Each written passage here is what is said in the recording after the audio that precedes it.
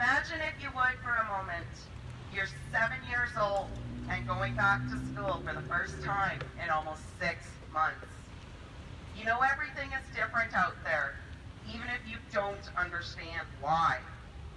You wave goodbye to your mom as you walk into this new normal school by yourself, and you take a deep breath in hopes you still get to play with your friends.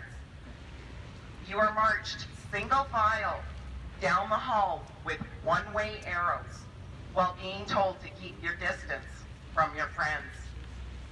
You see your teacher, and she tries to smile, but her smile is hidden behind a mask. Her eyes look so sad, and you start to feel sad. You do not like not being able to see your teacher smile. You're asked to sanitize your hands again before sitting down at your desk. You reach into your backpack because you're thirsty, only to find that you don't have your water bottle. You raise your hand and ask your teacher if you may get a drink of water from the water fountain. The teacher tries to smile again and says, "I'm sorry, but there are no water fountains. They're no longer safe to use." But you're thirsty. You're so thirsty. You ask if you can call your mom to bring you a new water bottle, and you're told, "I'm sorry, but your mom is not allowed to come to the school." You're thirsty. You just want a drink of water. You spend all day without a drop of water because of these protocols happening within Alberta schools in the name of safety. This prevented you, a 7-year-old child at an Edmonton area public school, from having access to clean drinking water all day. This is just one of the many stories I have heard from concerned parents since the return of in-person classes. The time to fight for our children is now. Our children are depending on us. My name is Ileea O'Clair. I represent a group of Citizens United to protect the freedom of Alberta's children. We are a team of parents who have come together to fight for the rights of our future, of our children's future. A future that has been overtaken by government oversteps on so many levels. The provincial government has mandated masks for all students grade 4 through 12 without a single COVID-19 related death in the age group of 0 to 19 across all of Canada. They mandated masks for all students kindergarten through 12 on buses without a single safety study being conducted. Besides this, schools and school boards are still going above these recommendations and making their own rules independent of authority and necessity.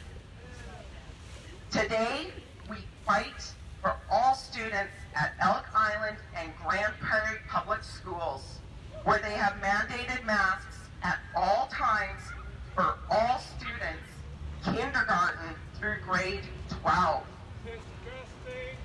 Today, we stand and fight for the student that called her mom in tears because she had accidentally dropped her mask on the floor, and school policy dictated that she was to wear her dirty, contaminated mask and walk down an empty hallway to call her mom and ask for a clean mask.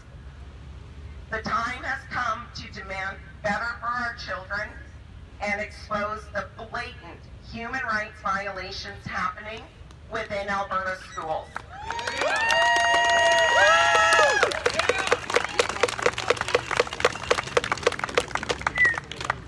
Students are being segregated and bullied within their classrooms based on mask exemptions and disabilities that prevent them from wearing masks.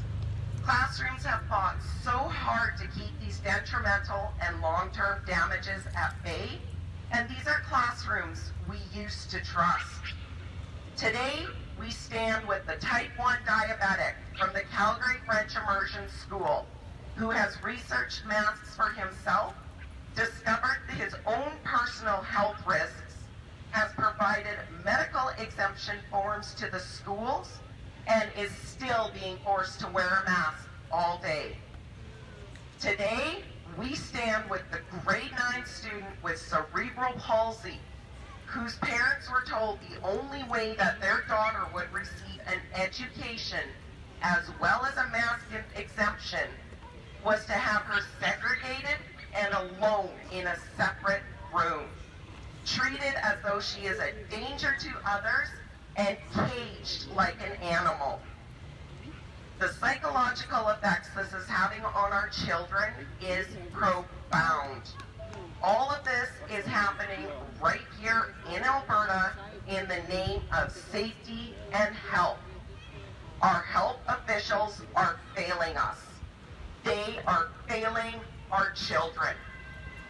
They are refusing to hear the cries and pleas of parents from all across our province. They are allowing a grade 1 student to come home from school having soiled himself because they are limiting bathroom breaks. They are allowing teachers to become psychological abusers by telling our children that they will kill or infect someone because they are not wearing a mask. Masking and other abuses caused by fear are shaping our children's world into a place where they can no longer feel free, safe, and carefree as children should be. These measures of abuse have teachers yelling at first cousins in Calgary public schools about needing to social distance and wear masks around each other while on school grounds. Our teachers, our school boards, and the teachers' unions are failing us. They are failing our children.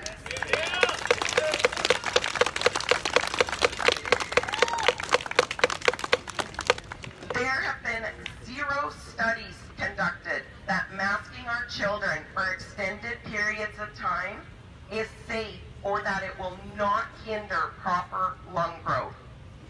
Today we stand with the daughter who came home with a rash on her face because she was forced to wear her mask outside during recess and lunch.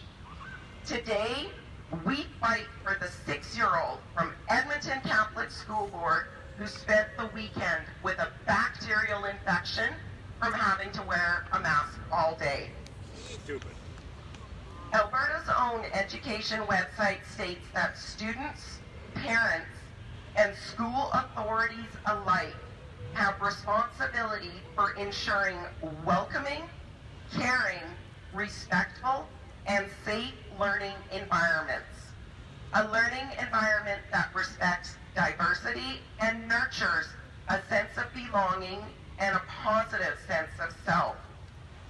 How is it then that when a grade 11 St. Albert student confided to her friend that her mother had passed away, both students were reprimanded for not socially distancing while they comforted each other?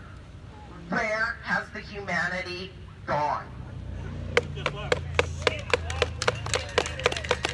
Killed my children. How many of these abuses are too many? When will we have had enough? How many children must suffer for us to understand that these restrictions are having detrimental and long-term negative side effects? When will this government, our elected officials, start listening to us, parents of Alberta? We have compiled 5 open letters addressed to our health officials, Premier Kenney, our elected officials, the Alberta Teachers Association, Alberta School Boards, and every letter has gone unanswered and ignored. Countless stories like what I have just shared today are being silenced. They're falling on deaf ears in the name of preventing the spread.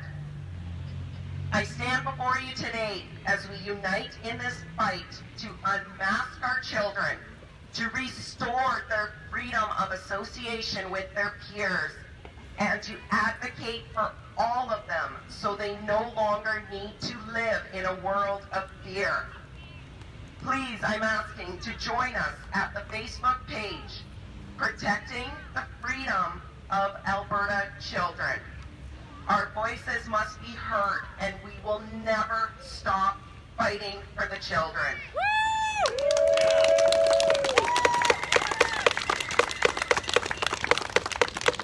We know many of you are very angry, that you're sad, and that you're worried and scared that our children are being put into this position. We need to come together now. We need to be heard, and we must lead by example to show our most vulnerable population, the children of tomorrow, that the only way to overcome this tyranny is to stand up against it. Woo!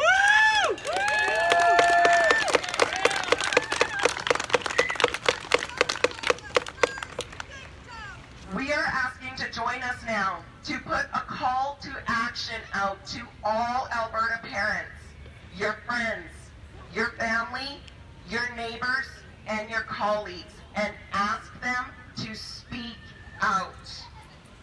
Our Facebook page is filled with letters to be sent to all elected officials, including Dr. Hinshaw, as well as the Teachers Association and Alberta School Boards. We must make our voices heard to end this tyranny and control over our children. The children of today are our leaders of tomorrow. We must empower our children to stand up now before it's too late and end this tyranny that they are experiencing every day. Thank you.